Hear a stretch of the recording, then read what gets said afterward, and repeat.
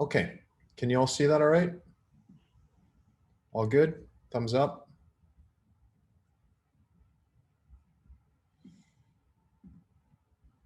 Great. So what I wanted to talk about tonight is this. I mean, is anybody familiar with Bruce Mao? Heard of Bruce Mao before? Those in Toronto may have heard of him. He's an interesting guy. He's a designer, I think graphic designer by training. But his big thing, this is a while ago, like a long while ago, around 15, 20 years ago, he came out with this exhibit called Massive Change. I don't know if anybody ever saw that one. It toured across Canada. They had it in Vancouver. They also had it in Toronto, I think. His office is in Toronto. He's Canadian. And the why I bring up Bruce Mao is I'm not slagging the guy, but his big thing is design, right? Design to change the world, design for massive change, and crossing boundaries with design, interdisciplinary design. And in principle, I agree with him that design can play a significant role in some of the problems that we've been talking about and that we deal with in this area of work that you're all engaged with. But there's limitations. And what I want to talk about in my experience is all that is shiny is not gold, is what my kind of metaphor is. And meaning sometimes things look really good, in terms of design, and even like this, the presentation of policies and so forth can look really awesome. But there may be the reality behind it may not be that good, right? So we need to be aware of that. That's my point here, and I'm going to talk about some times when that has come up in my work. All right, so, and we'll try and make this as interactive as possible. So design. So. Sorry, I'm also letting people in as they come. What is it, right? So when we think about green design, ecological design, sustainable art, whatever, we often think of these things. So we've got architecture, we've got graphic design, fashion, textiles, film and media, processes, policy. There's many facets, right? So when you say you're a designer or you work in design, it could be a lot of different things, right? But the question is, can it save the world? That's my hypothesis tonight, is just to put that question to you. And I'm curious to hear what you think about this as well. And how this has played out in my work has been in a bunch of different ways, because, as you know, I run a company that does this kind of stuff. And a lot of the early on work was in visual design. And I'm going to kind of lean more towards that side of things as opposed to infrastructure tonight, because that's kind of what we're talking about for those in 586. So the idea is, and what you've been reading is, how do we convince people, or how do we change behavior, and what role does communication and design play in that, right? And is it effective, and how can you go about achieving that? So I'm just going to talk about projects, like things that are real, not theory, like these are actual things that went down that I've worked on and what came out of them, right? And some of them had very high aspirations, and I'll kind of just give you the Cole's notes as to what went down and what I learned from it, and perhaps there may be some takeaways, because inevitably in your work, whatever it is, if you're teaching or if you're consulting, working in the government, these kind of things are going to play a role in your work. I would think one of these projects will you'll pick something up and say, you'll be confronted with that challenge. So this first one here is Expo 2000. So this is a while ago. This is 20 years ago now. It was a World Expo in Hanover in Germany. The idea with this was, I don't know if it's the first Expo that explicitly stated it, but it's certainly one of the first ones that I knew of that puts sustainable development at the front. like it was really the thematic that was driving the whole thing. So as the theme was humankind, nature, and technology. And Germany is well known for being kind of a leader in this space. Always been quite, for those that are either German or have spent any time in Germany, you'll recognize the fact that a lot of the early developments and utilization of solar energy and integrated renewables into communities and so forth have taken place in like Freiburg and different parts of Germany. So they had a big stake in this. They said, like, we want to show the world how you can embody sustainable development in a World Expo, right? So it's a landmark event. It was an A-class expo. So in this range, so I don't know if anybody remembers Expo 86. Does anybody remember Expo 86? Are you that old to remember Expo 86 like me? It was in Vancouver. Expo 86 was a B-class expo. I think it was B. They tend to like classify them as A, B, and C. And those typically relate to the size, like just the sheer volume of the event, right? So, and Expo 86 was a pretty significant event. There's a lot of stuff attached to it as a big kind of park and all that, and legacy stuff. The Science Center still is from Expo 86. This was an A-class expo. This was massive. There was a very big footprint for the World's Fair. And I ended up getting involved with this through a company I worked with in Vancouver at the time that just kind of slid into this to produce multimedia and AV and physical graphics for one of the pavilions. And these shots here are from that pavilion. So the content that they wanted to do, and we were working as a subcontractor to the architecture firm that produced this, and what they really wanted to show throughout this pavilion was that it was energy, is an energy pavilion. So they wanted to show the various different ways in which energy, where we rely on energy, and how renewables and different forms of cleaner energy could be utilized to meet our needs. That's essentially what the thematic of this pavilion was. So as you can see here on the bottom left, that was like this, they had this little kind of part of it that showed biomass in the bottom, and these rings around the top. These were hung from the ceiling, and rear lit graphics, and all those graphics came from different renewable energy projects around the world, right? So there was like graphics from a solar project in Namibia. There were graphics from a geothermal plant in Turkey. There were graphics from a biogas plant. I forget, I think it was in Israel. I'm not sure, I forget. So the idea there was to show kind of what was, these are examples of renewables. This is a shot from outside. Actually, that's from, I think that's from a different, from the Canada Pavilion, if I'm not mistaken. And then this shot to the right here, and the two right sides are multimedia, as well as rear lit graphics printed on glass. So very complicated, actually it's really complicated to produce that stuff, showing, and these were generators, actually model generators from a supplier in Germany. So, I mean, this is a super challenging project because we were way behind schedule. And it was just a difficult situation, and we didn't, we came in late, and you had to make, and there's a hard opening date. There's no slippage. It's like, it has to be done on this date. So the big thing here though, the lesson learned, and the one thing I want to kind of like, I pulled from this was that, we can have the best content in the world and the best program or project or whatever it is. But when you're dealing with the general public, you're getting, for this project, we had people coming in from all around the world, and our clients were, a German production company. So German, for those that have done much design stuff, like the standard of quality in Germany for design is extremely high, right? So that the bar was set high for this, and the reason is, or why that is, they just demanded that. The public wanted to see stuff that was really, really well produced. And it didn't matter, actually, like what I found with the earlier kind of iterations of work that we produced for this. Some of it was, was really interesting from a technical standpoint or a content standpoint, but unless it really engaged and was super visually attractive and well laid out, and in this case, well designed physically, it didn't matter. I mean, our client freaked out, right? And fortunately, we had a good team, and we were able to kind of hit all that. But production value matters. That's rule number one. When you're faced with a situation where you got I don't know, prepare a report, for instance, right? Like the stuff we do for the work that we do at Royal Roads or elsewhere.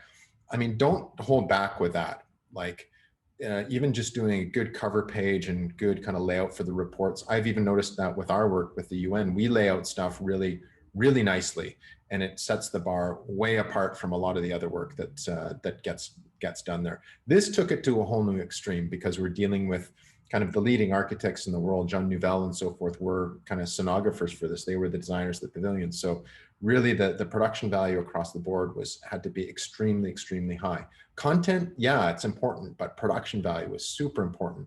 Things needed to be well designed, look good. Multimedia in the film need to be slick and really visually captivating. This is another project, the Prince Sultan Science Center. So this is in Saudi Arabia in 2002 to 2004, 5-ish. And it was a science and technology center. So for those that are in Canada, much like the Science Center Science World in Vancouver, and a Science North in Ontario, the Montreal Science Center downtown in the Old Port, that kind of thing. So this was, at the time, it was the biggest science center in the Middle East. Just a second, I admit someone. So it was the biggest science center in the Middle East. It's 300,000 square feet, had 5 galleries covering a variety of topics.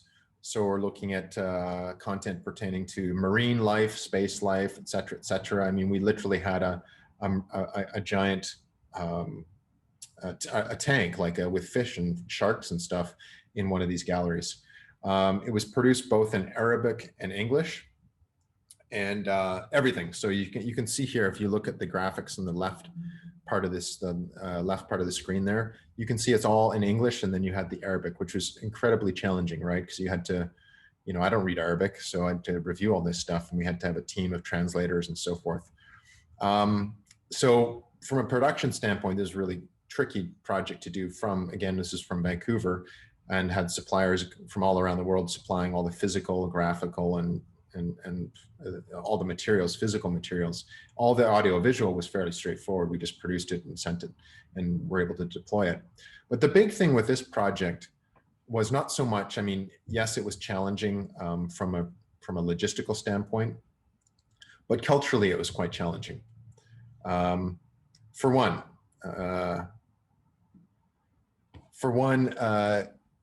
evolution. So, you know, evolution isn't. Sorry, I'm just admitting people as they come in.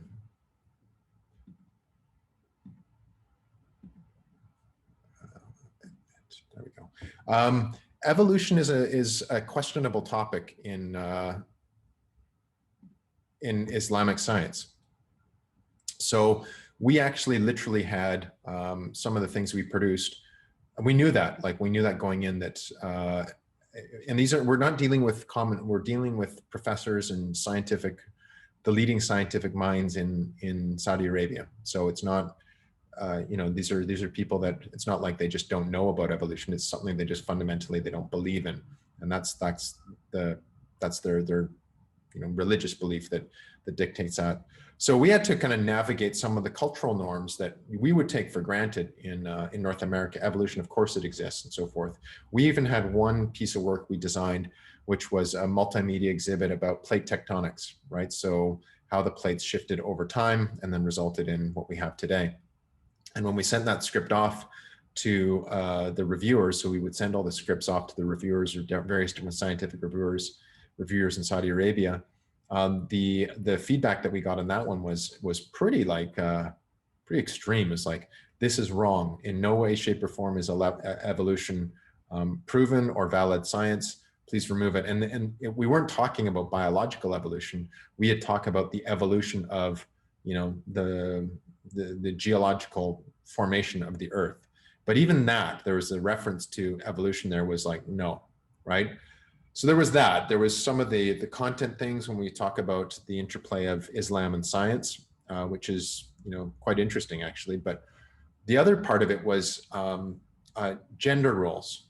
So for those that have been to Saudi Arabia before, or even in the Middle East, you know, things are different there, right? Like I'm sure you know about this, but In functional terms, they're really quite a bit different. So when we would have meetings in North America, in Vancouver, we would have, you know, a large delegation of the clients would come over, and at first go of things, um, this, you know, it wasn't culturally normal for them to have women um, initiate conversation in meetings, right? So normally, like when we have a meeting or a class even, or what have you, if someone has a question or something to say, they just, you know, either raise their hand or get the attention and they interject, especially in this case where you have someone who's, say, for instance, leading the design of this gallery, or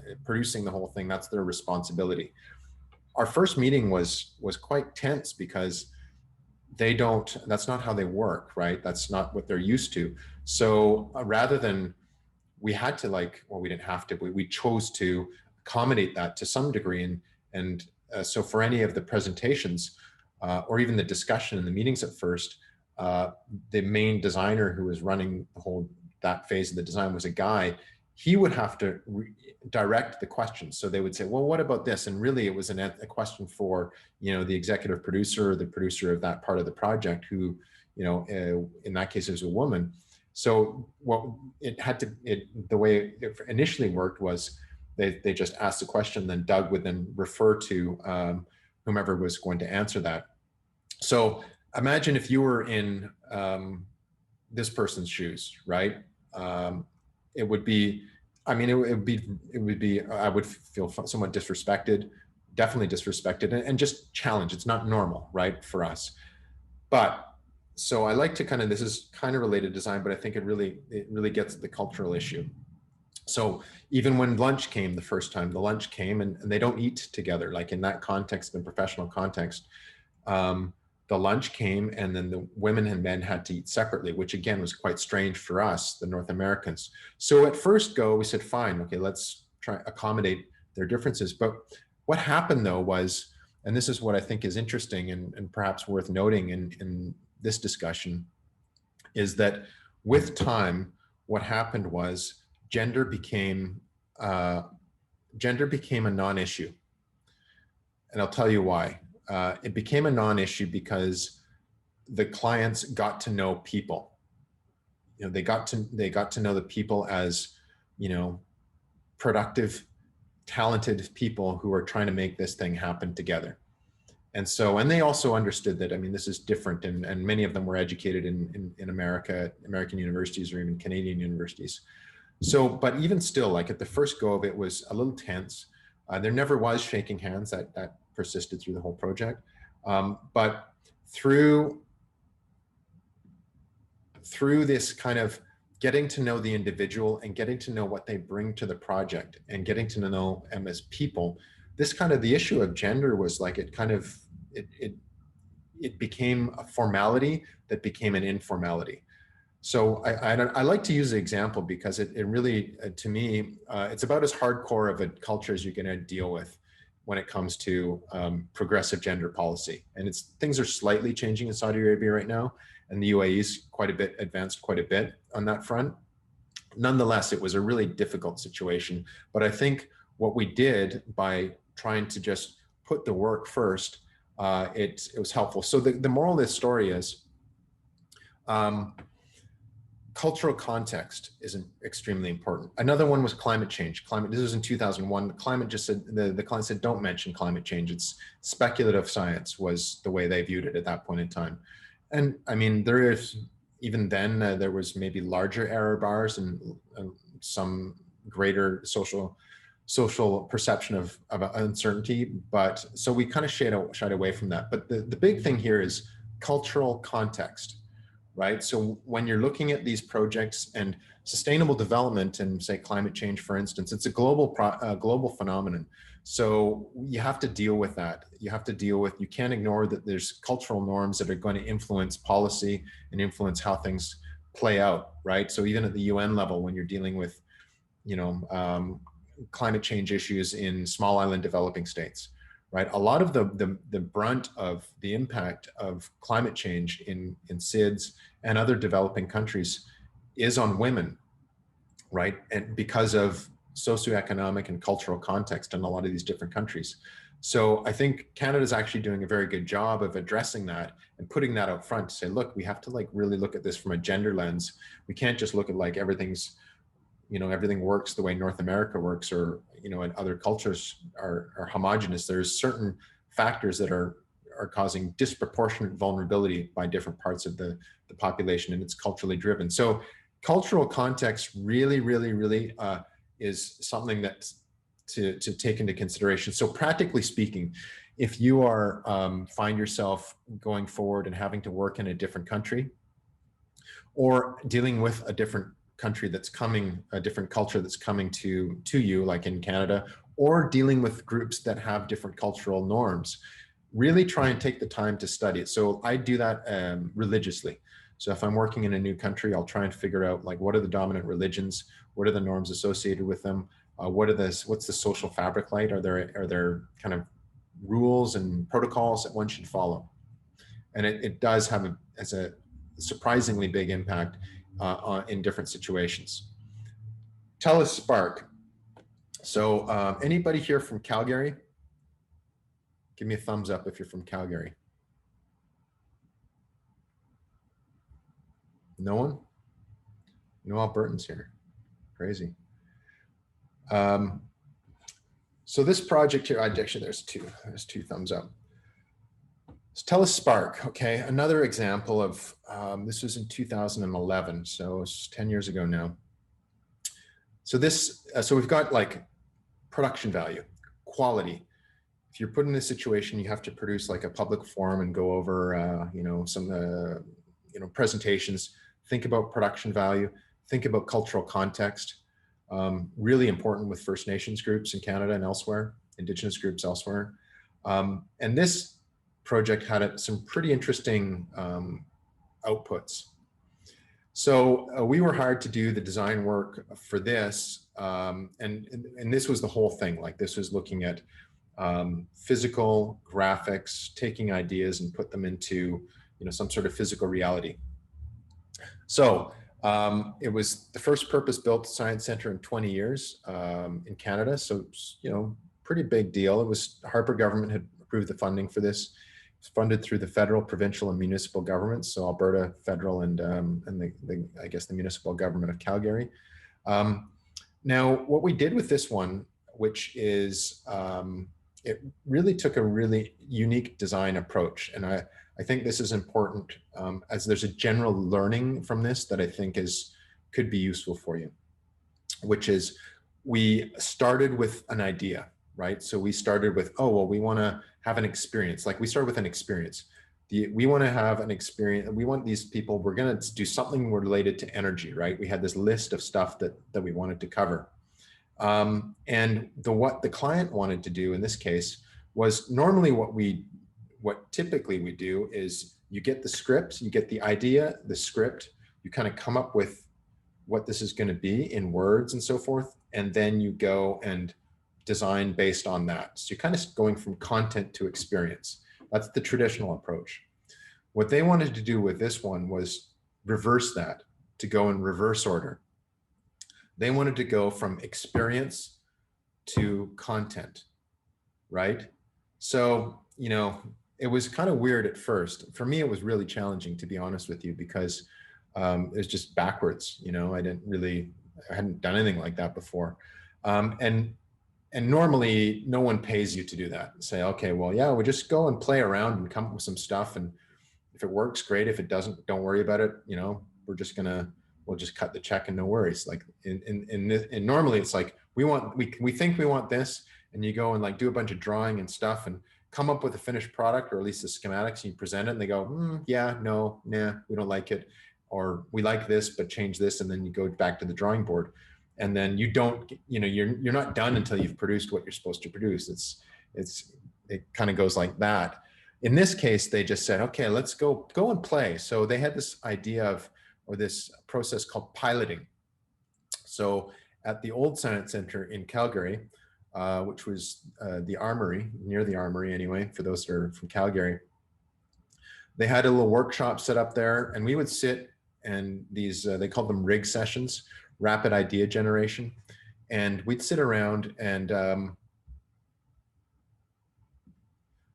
we'd sit around for the rapid idea generation session, and they'd say, look, this whole gallery is going to be about it's going to be about like earth and sky. That was one of them, one of the ones. If you've been to the Science Center, you know what I'm talking about. And then the designers and myself, I was included in this, they'd say, well, what about this? And they would come up with things like, they'd say, well, I don't know, why don't we have some jars? We're doing this about sky. We should like look at the color of the sky. That would be neat. And then they'd say, like, well, what if someone got jars with different colors and had it near the window and we could see the different, you know? And so it was like a very experiential approach to designing, creating something. And for me as a content person, for a lot of you who are in the courses, I mean, your scientific background and so forth, I thought it was crazy at first. Honestly, I thought this was the craziest thing I'd ever experienced. Like coming up with the, you know, I don't know, let's do an activity where we bang pots together, right? And then we're going to try and explain acoustics with this, or explain, I don't know, harmonics, right? And but we do it. And then based on that, we would do pilots. We would shortlist the number of ideas that thought they'd be cool. And then we'd do rough mock-ups. Okay, so we would go and actually build this stuff. Like we'd get plywood and not do it fully designed, like not with good quality materials and stuff, but basic builds, enough that you could get the idea of. And then we would go and we invited people to the Science Center to be part of the design process. And we would watch them, and they'd come in and we would watch them interact with this stuff, right? And we did, there's something called the Market Collective. Some of you in Calgary might know about this. It's over in the Kensington, I think it's called, or whatever that side of the city is. And it was like a hipster type of market. And so we had pilots there. So we do like a mini Science Center, and we'd allow these people, they would come in as visitors and we would watch them interact with stuff. And it was such a different approach for me. But I tell you, why I include this is it was so useful, because I would come up with some stuff that was heavily content based, like, oh, well, let's do a buoyancy and and come on, things where you're stacking things in water, and thought it would be cool. And then we'd like set people loose on them and this stuff. And they would just, you'd watch them and they go, okay. They'd kind of play around with a bit, not engaging. They would, you know, just walk away from it. And then other things that were, I thought were, I don't know, mediocre ideas at best. Like I'll give you an example. One was for the Earth and Sky Gallery, where they had 2 sheets of plexiglass, and they said, well, we want to talk about like sedimentation, sedimentary rock, right? 2 sheets of plexiglass, and then bolted together vertically with a little space between them, like about an inch between them. And then a bucket of like sand and beads and all this kind of stuff. And then the people were prompted to come in and take a scoop of whatever and pour it in the top. And then, you know, as you can imagine, you'd get this buildup of sedimentary layers of beads and sand and colored stuff or whatever. And then over time, throughout the day, you'd see this start to form. And when we pitched this in our RIG session, our rapid idea generation session, I literally thought it was silly. I was like, man, that's whatever, man. Like no one's going to like that. I thought right away. I'm like, no one is going to like that. That's just basic. We did that. We put it in the Market Collective, and talk about a crowd stopper. People loved it. And it was because they could contribute. I think that's one of the things. It's physical, it's simple, and they could contribute. And they'd lift up their kids, they'd get their kids, and they'd, you know, hey, take some sand. And the kids would hold up their kid and take some sand and pour it in the top. And then they'd go away and they'd come back and they'll see this thing kind of aggregate into the quite a cool looking like sedimentary, like you'd see it when you're driving to Banff, right? You see the side of the mountains, but it'd be in Technicolor. And so one thing was, we reversed the design process, but the lessons learned here. Well, again, climate change wasn't squarely addressed, which is kind of, I don't know. I mean, we had some big energy sector sponsors for that project, so I think that had something to do with that. Sense of place was really emphasized with this. We really pushed it in. So those in 586, like this idea of sense of place, really rooted in the project. We reversed the design process, but the takeaway here for you for doing this kind of stuff. If you have to do a presentation or you have to do some sort of public forum and so forth, like, and you will have to do something like that, guaranteed. I would recommend giving some time to iterate. Give some time to pilot. Now you can call it a rehearsal or whatever. Try and get some people like who are not associated with what you're working on involved with it, like through a sample presentation or sample public forum, and iterate, experiment, and fail when you can. We failed a lot on this project. We allocated time to failure and money to failure. And I can't tell you how many ideas that I thought were great were total stinkers for this project. But we had that built into the process. And this goes for pretty much, we do a lot of software work and consulting type of work. And often we don't allocate enough time to failure. I'll admit that, because it's tight deadlines for things and, you know, clients want their stuff. But I really think it's important to build that into the timeline. Software is now agile, like everybody talks about agile process, and that's kind of more baked into software development now. But really allow time to fail and to experiment. And believe me, like, you'll get a better result. That's the key to that. BDA project, okay?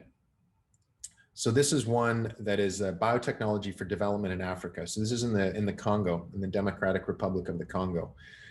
So this is a client, it's actually an early client quite a long time ago. That started in 2006, I think, with them. Biotechnology for development in Africa. They're an NGO. They're really an awesome group of folks. And what they do is they educate people, local Congolese in the DRC, to become ecopreneurs, meaning they get funding to then train people to run their own farm. They get a little plot of land and they get trained to grow high valued botanical products. So things like, or various kind of botanical food stuff like mangoes and so forth, but more importantly, or you know, what features more prominently in their product production stream is nutraceuticals, pharmaceuticals, and cosmetics. So moringa is one of the nutraceuticals that they produce, as well as various other ones. So what they get trained to do is they apply to the program, they get admitted, and then they get trained to do this stuff. They get trained about all the biology, all the cultivation, and all that kind of stuff, and get a little plot of land, and all the business side of that as well. So BDA gets funded through, you know, various donor sources, Prince Albert of Monaco, and, you know, governments and so forth, to train these people to become self-sustainable ecopreneurs on their own land in the Congo. So very cool. It's a noble project. So we worked with them to do all kinds of stuff, did the carbon strategy and so forth. But this one thing we did was, it was for the Summit of the Francophonie. So they got asked to be a featured organization in the Summit of the Francophonie. So this is the, it's kind of kind of like the, I don't know, the G7, I guess, in a way, for Francophone countries. Like, it's all the Francophonie, African Francophone countries. I mean, the Francophonie is international, all Francophone countries internationally, but this was largely, for this one, largely Francophone African countries. It was in the DRC, and they had this big kind of forum where all the Francophone countries come together, and they wanted to feature BDA as like this amazing project, right? Which it is. So they said, look, we need you to like make our project visible throughout this place, right? So what we did is we got to work and, you know, worked with them on the content and did the standing graphics and all this kind of stuff. But one thing we did, because we knew that there was going to be a lot of politicians here and heads of state, and heads of state love nothing more than getting photo ops, like, especially at stuff like this. They love it. They like the shaking the hands. They like to hold up, you know, to see when the one where they, at the climate ones where they stand up in front and they clasp hands and then they raise them over the head once they've signed the deal, like signed like the Paris Agreement or something. They love it. Why? It's good optics, good media. So we know this because we've done this with this stuff before. So we made a bunch of like interactive graphics like this one you see on the right here, where we would prompt them, visitors, to kind of give their contribution. And this guy here, I don't know specifically who he is, but he's a senior official, either head of state or or head of a ministry for an African country. But we knew that they loved it. This thing exploded there because they walked through this maze and they were able to like sign off. The lesson learned here though, and this project caught the attention of the UN, the African Development Bank, and the Francophonie. Lessons learned here is to, be aware of local issues, pygmies, is to empower and engage the local stakeholders. So by the very nature of this project, it's empowering local folks. Like the design of it is to empower the grassroots, right? Be aware of the local issues. This comes from something that came up. I won't go tell the whole story. I'm just going to give you the high level. This comes back to cultural context and why I should listen. This is me listening to my own advice. When we presented this project at the UN CBD's COP meeting, so the Convention for Biodiversity, David, last week he was here, his group, at their big meeting in Nagoya in 2011, we presented this project at a side event. I was there with the BDA Foundation, the VPs and stuff like that. And they asked us to present their carbon plan. So I did at a side event. And I also alluded to access and benefit sharing, which, as you know from last week, which the Nagoya Protocol was signed at that meeting. You know, access and benefit sharing was on the table, but they hadn't signed the protocol. It didn't exist yet, right? So all of the things associated with ABS, you have to, like now you need to, you go to the Congo and you pick a leaf off a tree, you better have an ABS agreement. Like you can get seriously, you know, thrown in, I think you can even thrown in jail for that. But it didn't exist at that point in time. It was just words. And I was just new to this game. And so I presented their carbon program, which carbon was straightforward. We said, look, we're going to do reforestation, afforestation, and avoided deforestation, And they said, we're also looking at access and benefit sharing. And then boom, right there, things went sideways because there was a guy named Kapopo from the Pygmy First Nation, or the Pygmy Nation, the indigenous group representing Pygmies, right? Stand up, and he just went ballistic, like started yelling, saying, access for who? You know, and just like going crazy. I'm like, oh my gosh, like what, like, what's this? So we calmed everything down. And keep in mind, this is me at my first COP meeting in front of all the ministers from this country that we're dealing with, getting like roasted by a guy who has very legit concerns. So what I wasn't aware of was the backstory with the history of colonialization and the current situation with the Pygmies. I didn't know much about it. I was, you know, we were doing the work and so forth. We hadn't dug that deep. And so I got caught off guard, like in a very big way. Fortunately, I had senior diplomats who are the VP of the BDA was a former ambassador. So he knew how to deal with this stuff. I looked over at Rejan and he was just like, okay. And we ended up calming it down and said, look, let's talk about this. And he came up and said, right there, he says, look, we're here to help. We're here to help. We're here to empower local communities like the Pygmies, like local communities who are non-Indigenous through our program. We are not the government. You know, we are not speaking on behalf of the government. We're doing a project. And afterwards, we sat down with him and talked and listened to what he had to say, and learned a lot about what the situation was there. And what the situation was they'd been like basically pushed off their land and moved around at will forever and still were, right? So the good part of it was that the ABS process takes care of part of that process. It doesn't take care of a land tenure system, but what it does do, it puts in a mandatory requirement for if you're going in there to deal with any kind of biological information, you need to have free and prior informed consent, and you need to have it signed off according to the Nagoya Protocol, okay? And the DRC signed on to that. So lesson learned here is, again, engage with locals, but also be aware of those issues. And sometimes you won't know, like it'll just come up. H.R. McMillan Space Center, okay? This is one, actually this is in Spanish, sorry about this. I pulled this from another presentation that I did for in Mexico. So this is actually the first project for DE. they wanted to create a social learning environment. This is what they were looking at, renovating this, the inside of the, I don't know if anybody's been to the Space Center. You know, it's been around for a long time. And they really wanted to kind of spice it up. They had old stuff in there. I think they still do. I'm not sure. I haven't been there for a while. But they said, look, here's two themes that we have: Earth observation and China stars. The China stars has a lot to do with the China donor community, Chinese donor community in Vancouver. They wanted to connect more with that culture, which is, you know, that's great. And Earth observation, obviously, because it's a space center. And we were hired to create visual identity and interactive concepts for them. That was the job.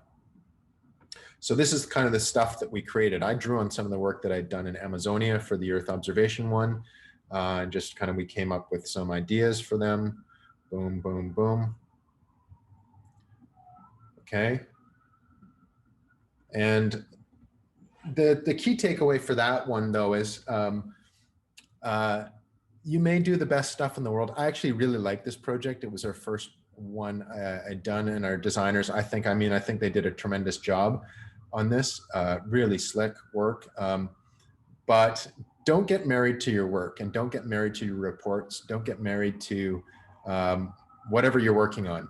It's always yours, and I understand that. You get an attachment to it, but I'll tell you why I say this is a learning for this. This got like thrown in the garbage. You know, we produced like big boards and they said, look, we're getting the funding lined up. We're going to get this, and this is, you know, and I was expecting, okay, well, when are we going to go fabricate this? Probably we're going to have this ready by, I don't know, 10 months, something like that. Ready to kind of like go and put this stuff together. We do the presentations. They loved it. They said, this is great. Here you go. You know, thank you very much. And then radio silence, right? And I'm like, oh, wow, we just like knocked the ball clean out of the park with this one. And much like the Telespark in a way, you kind of get married to your ideas sometimes. And design's like that. You create this stuff, you come up with whatever it is. And if you're working with a community group, right, and you develop a sustainability plan, you're just like invested in it, and you should be invested in your work. But sometimes it just doesn't work out. Like sometimes it just doesn't happen.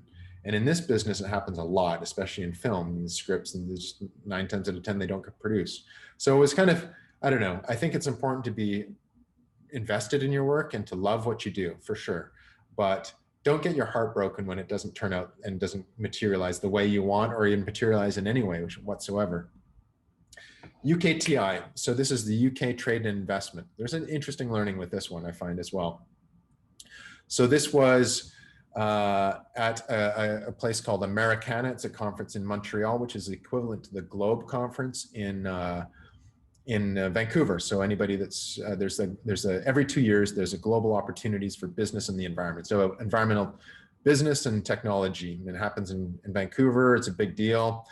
And this is the Eastern Canada version of that. Americana happens on the off year. And they have in Montreal at the Palais de Congrès, they have, you know, it's like a trade show with some talks and all that kind of stuff. So we dealt with the UK Trade and Investment Group fair bit with the consulate and met them. And they reached out and said, look, we want, UK's really into in innovation, and we want to flex our muscles, you know, we want to show how, you know, what we're doing and so forth. So do you think you can help us with that?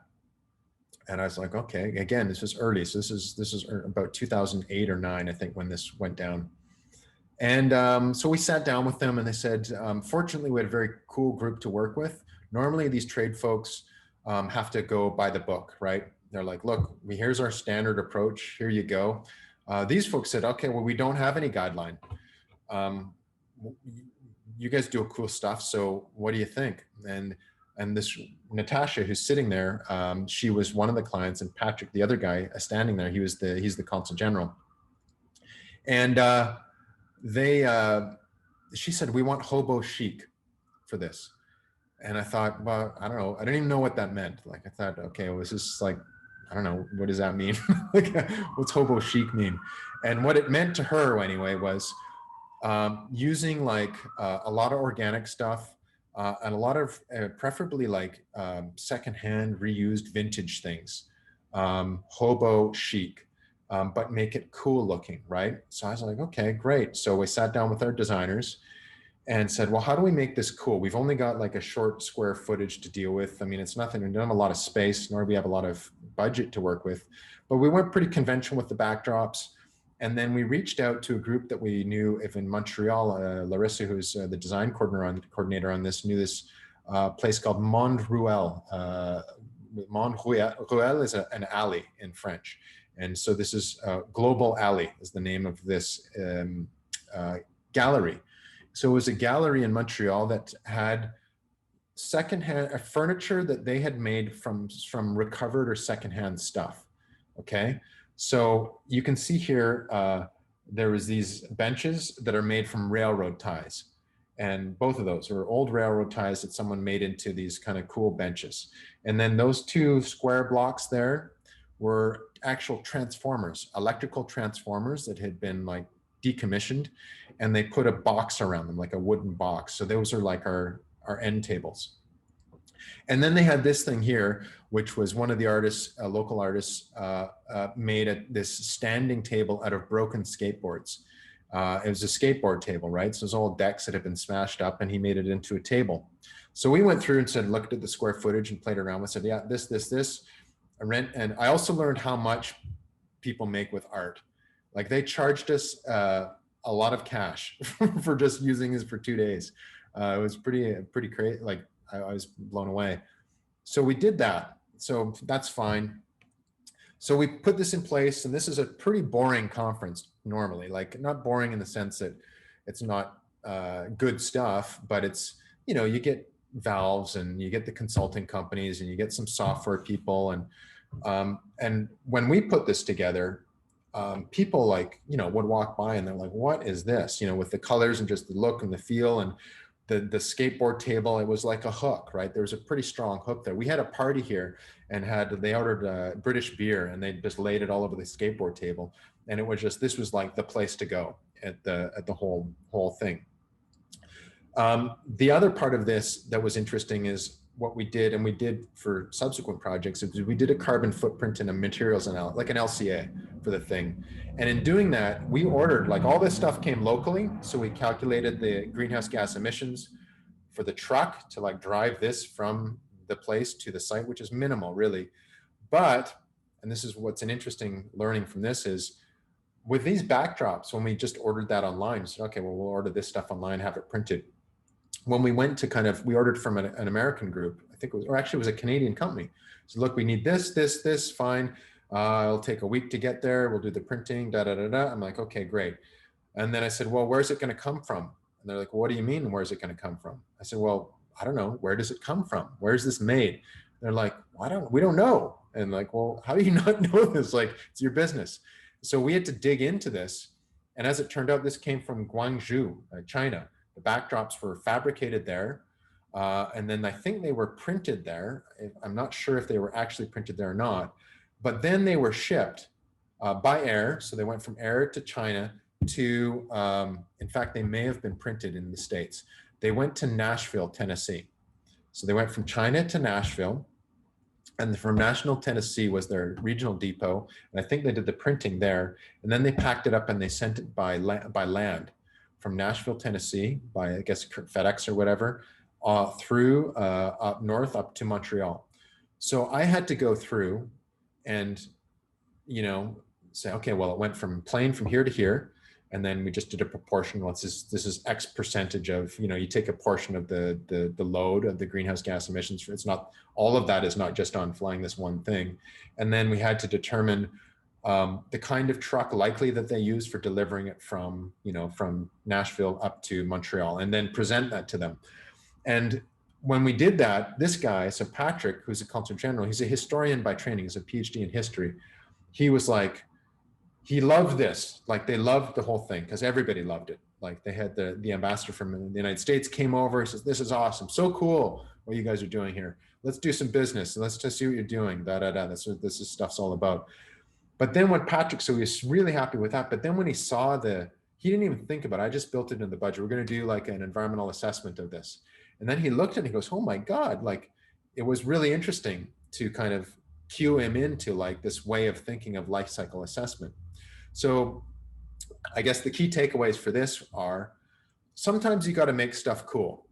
Like sometimes you need that hook to get people to pay attention to, in this case, it's British technology, British investment and innovation, right? Another thing is, don't worry about doing stuff that may not be asked for. Even if it aligns with your values, if it's in the sustainability space. We just went and did that. We said, look, we are doing this for all our projects, and I'll tell you about the next one. And just go do it. And he loved it. Like he was like, well, why didn't we? I wish we could have had this before, he said. I wish we could have had this before, because I presented to them when we launched it. So here we go, and oh, here you go with it. Here's the finished report with all the files and stuff.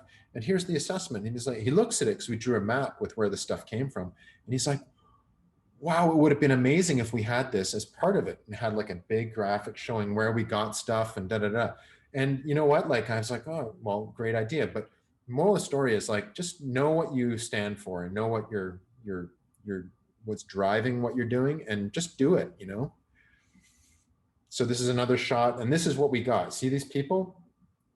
They would walk by and they'd turn. Everybody would turn, because there's a hook there. There's something that captivated their attention. So those in 586, that captivation, it's important. If you want to make someone pay attention to climate adaptation or whatever, give them a hook, something that's going to catch their attention.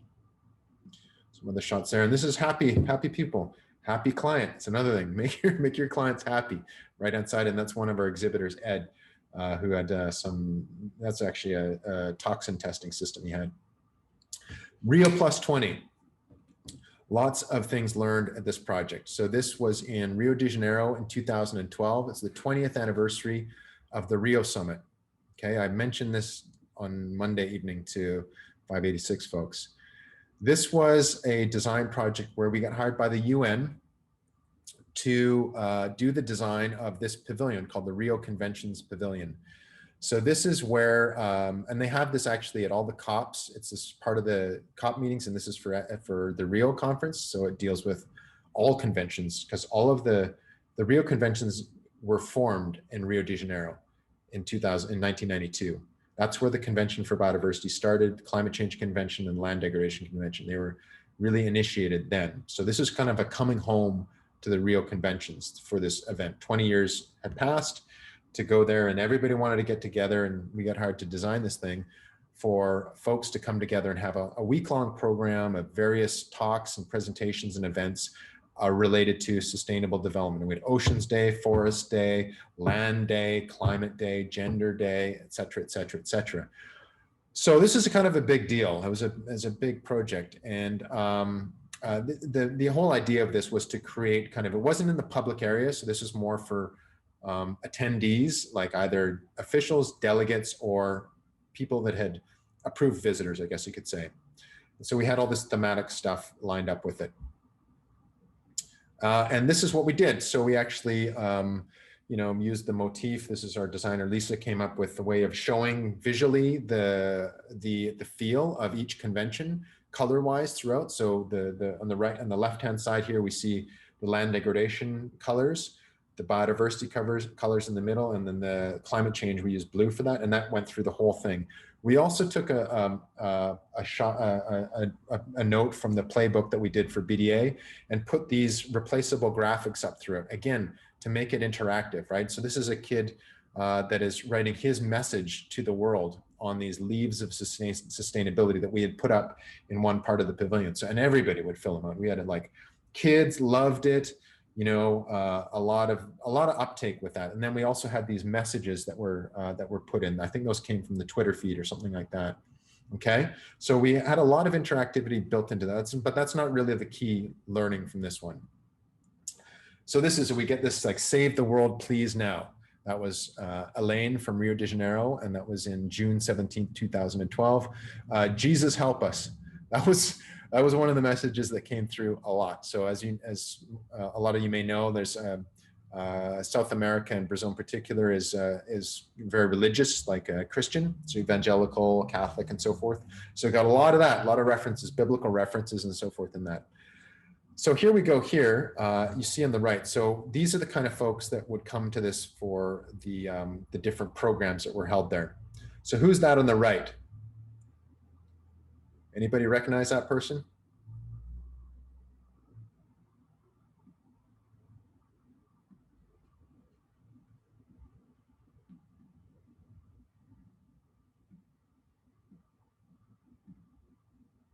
Or I'm just going to say the chat.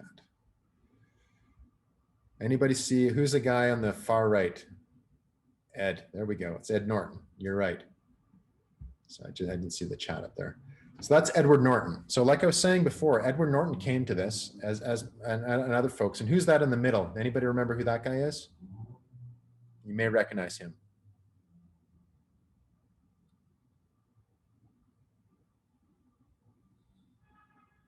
It's Peter Kent. So he was our Minister of the Environment for Canada at the time. So at this event, it was something to do with climate, or it was for biodiversity, progress on biodiversity. So as I mentioned, Edward Norton was he's the ambassador, Goodwill ambassador, or the spokesperson for biodiversity, or at least one of them. So they invited him to come. They invited Peter Kent. You know, Canada is a major donor to the CBD, and the Secretariat is in Montreal. So Canada has a big role to play there. And the gentleman on the left, I'm not sure, I think he's from the UNFCCC.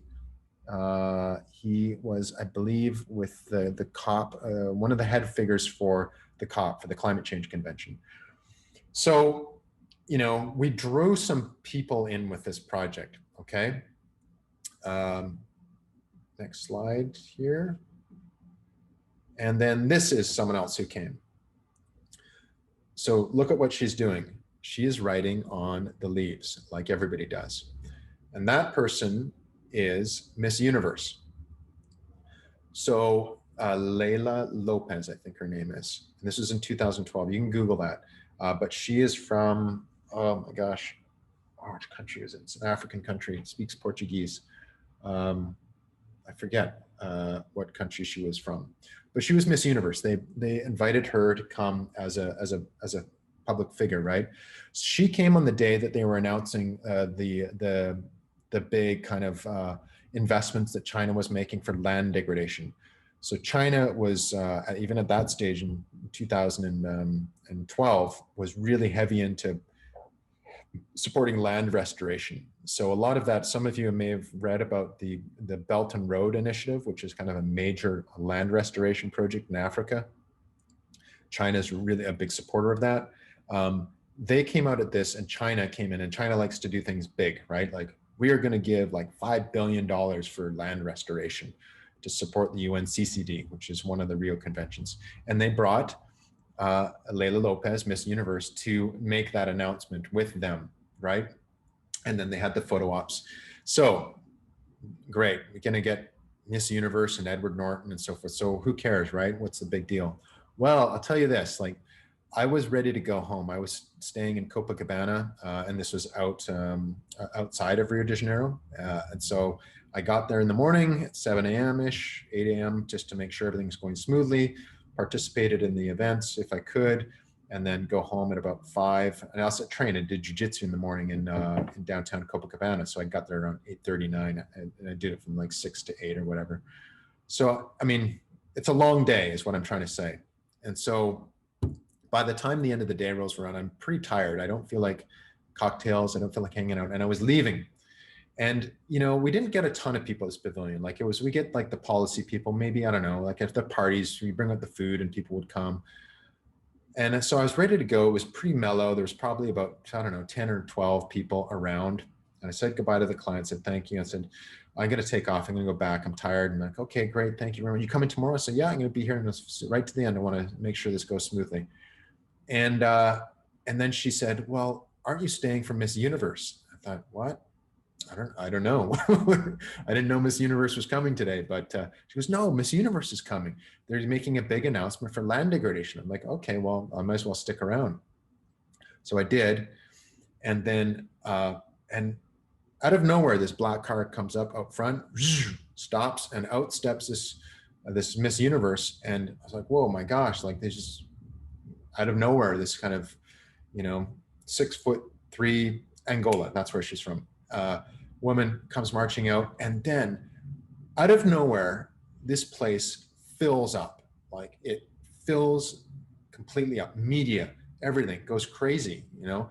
And then they started to take photos, and social media just popped right in this. So, I mean, I don't want to be one of these folks that says, oh, we need to have movie stars to save the world. We not need to get, you know, Leonardo DiCaprio and The Rock and these folks.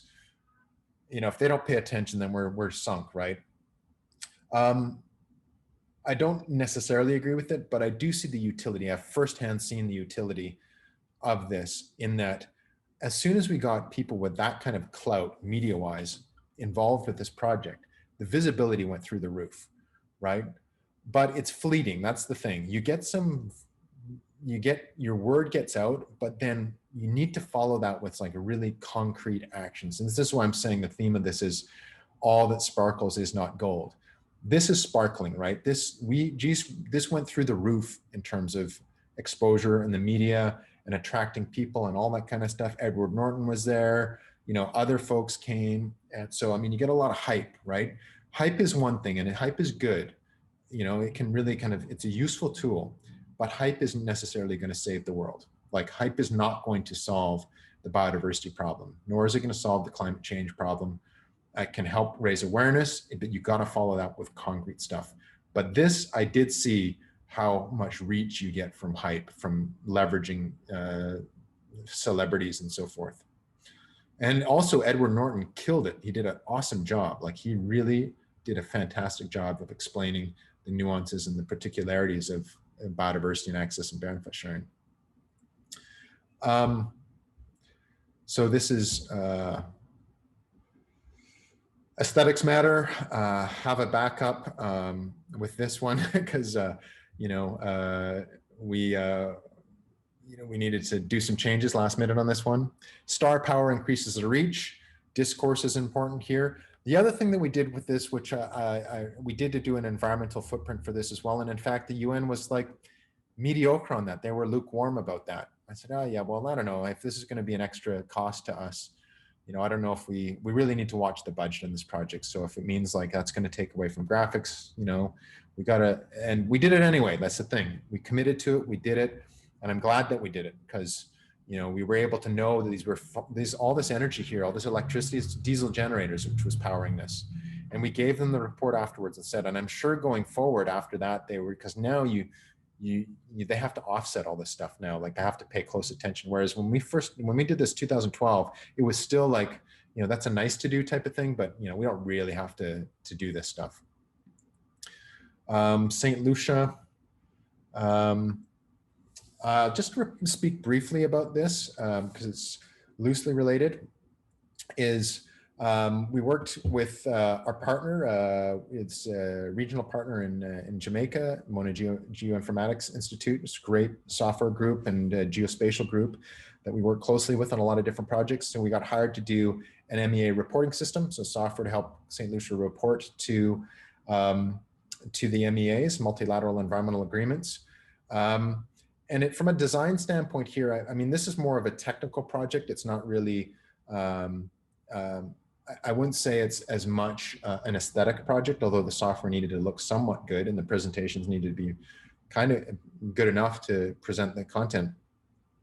But from a design standpoint, I guess what a lesson learned from this one is do your homework, okay? Like, we spent a lot of time talking to different groups in this country before we did anything software-wise. We talked to them about the data that they gather. We are out in the field, right? Some people would go and design the software and just say, okay, fine, like, let's go design the software and that's it, that's all, here you go. We went to the country, we met with them, interviewed various different stakeholders and the focal points. We went on tours. So this is a tour we went, this is Mr. Prosper, and this is our client on the left. All these people are our clients on the right-hand photo, except for the guy in the middle. He was the focal point for the UN CCD, the Land Degradation Convention, worked in forestry, I believe. So we went in and we went deep with this project to really understand what they were needing to do and where their pain was with data management, synthesizing the reporting and so forth. And the result was a fairly successful project, I'd say, and it certainly has paved the way for that kind of work that we're doing now. We're doing this in Antigua and Barbuda to help these countries kind of better report to the UN and then have a better handle on the data. You can't improve a situation like losing biodiversity, conservation of, or making land more stable. We're looking at landslides here in this photo here. There's a degraded land. When St. Lucia is very mountainous, as you can see in the left photo there. When they get rain on degraded land, it turns into a landslide real quick. So we went and saw and studied deeply all of these issues. And because of that, I think we were able to produce something that at least was kind of on point with what they're looking for, right? So social capital created a model for other countries. So this is a model that we're now looking at, presenting to other models. Well, we're doing it with Antigua and Barbuda, and we're looking at now presenting this concept to all these different countries, the parties that are working on this stuff, reporting. So this is like 190 plus countries that are reporting to climate change, land degradation, and biodiversity, right? So there's a lot of work to be done there. Lesson learned, focus, focus, focus, right? Details. Look at the details of going to the land itself and looking at what it looks like and what data they're gathering to report on this stuff. Really important to kind of dig into the details of the stuff. So if you're working on, say, climate adaptation planning or I don't know, payment for ecosystem services plan or whatever, like look at the literature. This is where I'm really strict about this in the courses, is like, do your homework, really look at the literature, go to the site if you can, and look at what's going on and what the data is, what's the data that's being gathered. That's going to tell you, that's the proof. I mean, that's really ultimately what's going to give you an indication of what's going on. Trinidad and Tobago, I'm going to wrap it up soon here. Again, agricultural risk analysis is with a group called ICA. We worked with them doing risk mapping in both in Guyana and Trinidad. And this is just showing, again, going into the field. We went out to the field.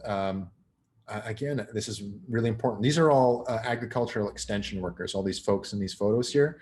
They worked with different ministries, and they were government officers who work in disasters, ag, food security, health, and so forth, anything related to ag, irrigation. And we literally went out with them, because this is a whole workshop on agricultural risk mapping. How do you do risk maps using GIS to help them? They got big problems in Trinidad with floods, right? So we went to the site, right? And look at here in the bottom right, that's a sluice gate, one of those old school ones that just reacts to the water pressure. And then we went to two different sites that get the first one in the bottom there is a place called Pudai Lagoon. These are small scale farmers who get really like flooded out when it rains heavily there. And the top one is Orange Valley Grove, which is more of like a mid-industrial level agricultural plot where many farmers are. So we went there, talked to the farmers. That's the key part here. So if your key thing here is talk to those folks that are directly impacted by the work that you're doing or the project that you're involved with. We literally were talking to them about potential damages in their practices, see what had happened to them in the past, and also what mitigation things were in place in the field, like this floodgate. This is how they control irrigation there. And when the water goes up in the river, this thing will react to that. It will shut off so you don't get the water pushing back up. Okay, so go to the field and listen. That's the kind of the design lesson for this one. So I guess my question to you is, and this is something to think about for those that are in the courses and so forth, is can design save the world? Right? Can we really have a big impact by using design thinking like that Brown article that you've read? What are your thoughts? These are a random array of different projects with some lesson learned from each one. I can't tell you personally that the world has changed because of Expo 2000, nor can I say that it's changed because of, Alan, go ahead. I think you can speak. Yeah, I think like it's really big design. When you look at urban planning, like industrial design and cars and everything, it definitely can help really back emissions or back our impact. Yes. As you're showing, even like through communication, right? It's communicating values. You're communicating even this cultural aspect. Communication design can go really deep, and so sure, there's a big impact. Yeah, I mean, those are key points. So there's one thing is, what is design, right? Infrastructure Yeah, of course, man. We need to redesign the infrastructure. Like in Canada, we need to redesign our energy infrastructure. We need a national energy plan, and we really need to rethink that. I mean, it's not we're going to switch off oil immediately, but I mean, we need to rethink that stuff in a big way. Jim McTaggart-Cowan, for those that were on this on the podcast a few weeks ago, he was talking about grid connectivity, right? Connecting grids across Canada. We don't have that, right? There's a lot of these kind of factors that are design considerations. I'm hoping to get David Scott come on a future. He's the hydrogen guy. He'll talk about like a massive redesign to create the hydrogen economy. And this is a guy that was talking about that in 1999, right? It's not like a new idea he came up with yesterday. He's written a book on it. He's amazing. So there's that. Yes, infrastructure. There's communication. But I think what we need to be clear about is what are we trying to achieve with that design, right? So in Rio, I think we were successful in raising the profile of sustainable development, right? We got Edward Norton there. A lot of people just paid attention to the fact that he was talking about biodiversity, right? Edward Norton, I didn't know that guy. Like Edward Norton, he's from Fight Club and from whatever the movies he's been in. And he's out there like kind of laying down a lecture about biodiversity that's better than most policy people I've ever heard speak on it. So he raised awareness, right? And then another aspect of that Rio project is the fact that we got all those people together, right? The design of that whole event was to get those decision makers together, to get Edward Norton sitting next to Peter Kett, sitting next to the head of the UNFCCC delegation, right? So there's merit to that, right? There's value in getting folks together for these innovation, inspiration, education, collaboration. Yeah, exactly, right?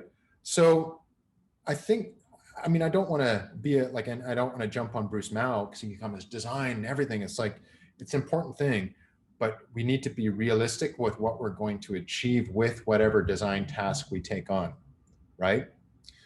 And you can lay that out in your objectives. We want to like inspire people, okay? Sure, you can definitely do that. You can inspire people. You can educate people. You can invoke people to collaborate. You can innovate with new technology. All of those things are legitimately possible with this kind of design frame that you can take forward in your work. So yeah, I think yes, it can be part of the solution for sure. And I also think I would add to that we shouldn't limit it to what we traditionally think design is. Right? Often it's like, oh, well, you're talking about the design of a city, right? Or you're talking about graphic design. You're talking about architecture. You're talking about, I don't know, multimedia design, software design. Design can apply to regulations. We can design laws. We can design regulatory frameworks. We can design management processes. We can design constitutions, right? We can design global agreements.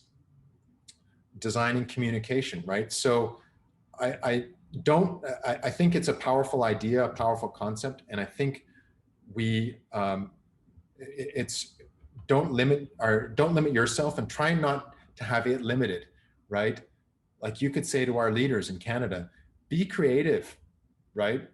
Come up with a better solution to, if it's climate change or energy security or food security, reconciliation, right? What are we dealing with right now?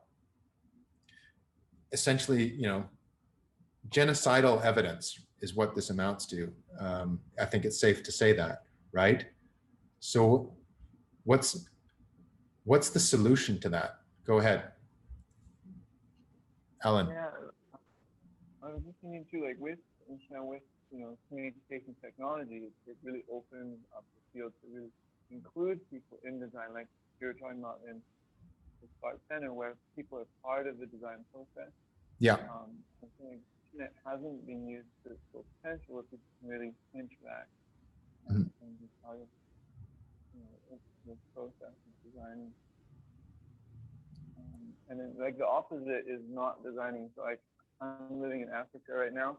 Okay. So much it just isn't at all. People don't think about, where does the plastic go? Where does something? And you just see the effect of this huge damage to the environment. So I think like when good design is there, you don't see it. Like you don't even notice, right? Yeah. but when the design is not there, it's so obvious. You know that too. Well, it's cool that we got someone chiming in from Africa, because so here's kind of I guess an inspirational idea to set off with. The bad part of a lot of places like Trinidad's, and Trinidad's not the worst example because it's kind of fairly well developed, but like in parts of Africa and various countries where we work, is there's the level of development is quite a bit lower, right? I'm sure, when you're walking around, you see technology and a kind of, they don't have the infrastructure, what have you. But look at what has happened in certain aspects of like mobile technology. Like mobile technology is ubiquitous pretty much in most parts of Africa that I know of, and certainly all around South America.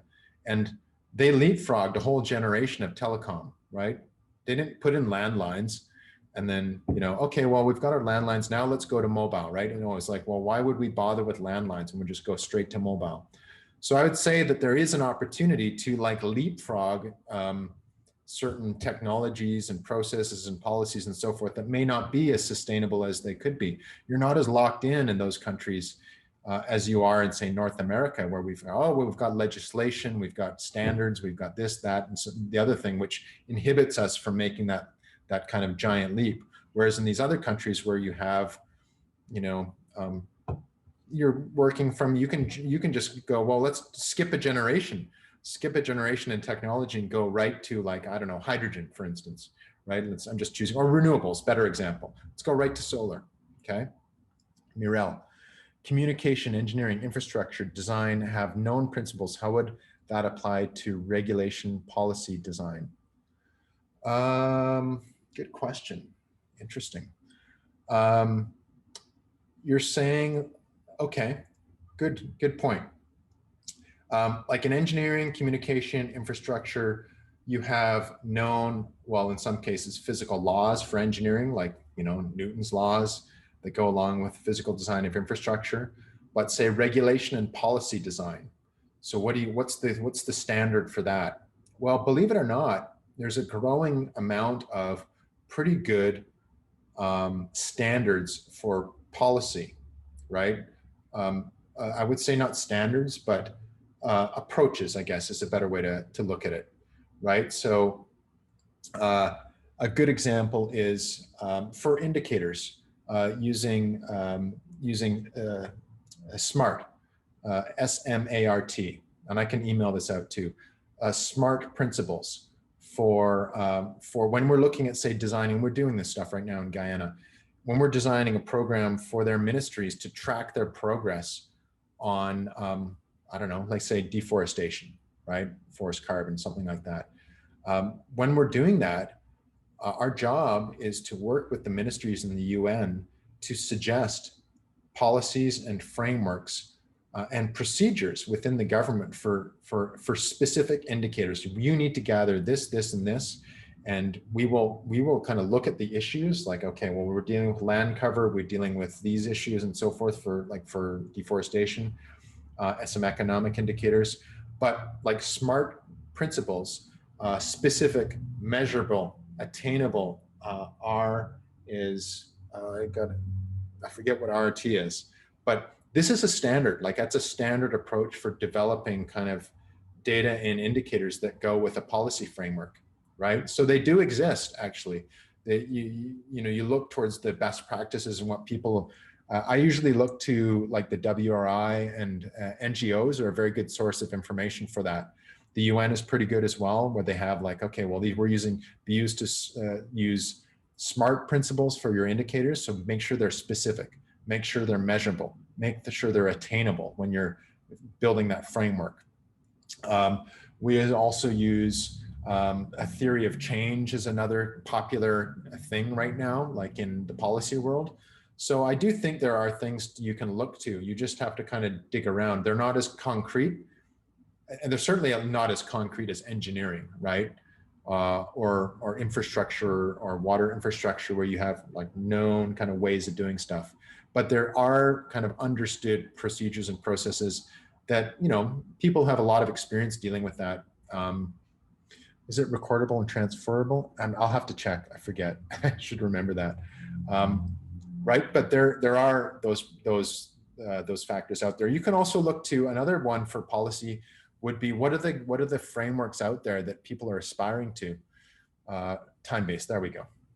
Realistic time-based. So SDGs. I'm looking at a project right now, actually with First Nations in Canada, with a First Nations group that's research focused. But I'm proposing to align what we're going to do with the SDGs. I'm saying, look, I think what we should do is make sure that what we're doing here in terms of monitoring is aligning with the Sustainable Development Goals. They don't have to be, you know, completely in step, but look, this is what the world is laying out for us. How can we achieve those or use that on the ground level, right, in a community when we're laying out kind of our monitoring framework?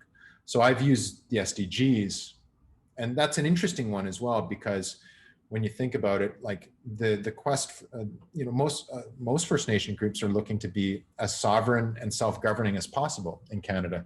So given that premise, why not treat yourself as a nation and do what nations, parties to these conventions do, which is like, which their governance is aligned with the Convention for Biodiversity, the Convention for Climate Change, and the Land Degradation Convention and the SDGs. So that's a framework that's existing. So yeah, there are some things out there.